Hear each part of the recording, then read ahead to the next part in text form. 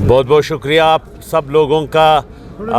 यकीनन आप सब गवाह रहे गुज़श्ता 5 सालों में जिस तरह पश्तूनख्वा पार्टी की जानिब से मैं वाहिद नुमाइंदा था जिसने आवाम के हक़ में आवाज़ उठाई। मज़दूरों, सहाफ़ियों, तलबा, ख़वातीन, ज़मींदारों के हक़ में आवाज़ हमने उठाई। हर फ्लोर पर हर कोई मसला होता था, अगर तहरीक इल्तिवा और अगर करारदादों का कोई मसला होता था, सब पे मैं आवाज़ उठाता रहा।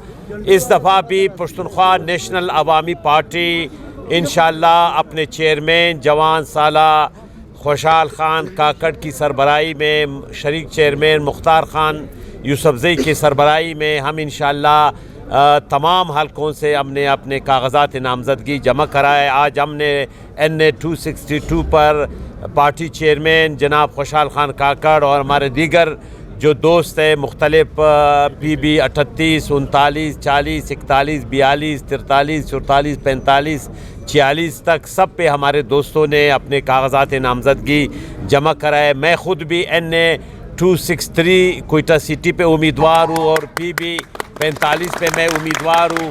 तो इंशाअल्लाह हमें पूरा यकीन है कि जिस तरह हमने आवाम की खिदमत की है, जिस तरह पश्तूनख्वा नेशनल अवामी पार्टी ने आवाम में जिस तरह उनको पज़िरियाई मिल रही है, मुझे पूरा यकीन है कि आवाम हमें 8 फरवरी को भरपूर तरीके से अपना कीमती वोट से हमें नवाजेंगे।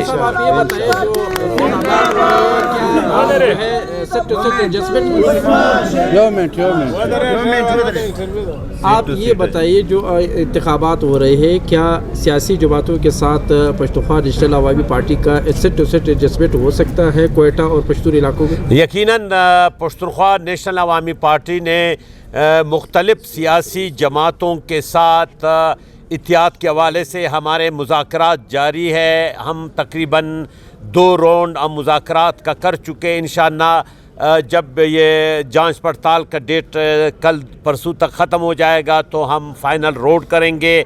बहुत सारी पार्टियां हैं वो हमारे साथ सीट टू सीट एडजस्टमेंट कर रही है। मुख्तलिफ अज़ला में मुख्तलिफ सीटों पर कौमी असम्बली और सूबाई असम्बली पर इंशाअल्लाह हम आवाम को बेहतर नुमाइंदगान जो है ना वो सामने लाकर लाएंगे इंशाअल्लाह।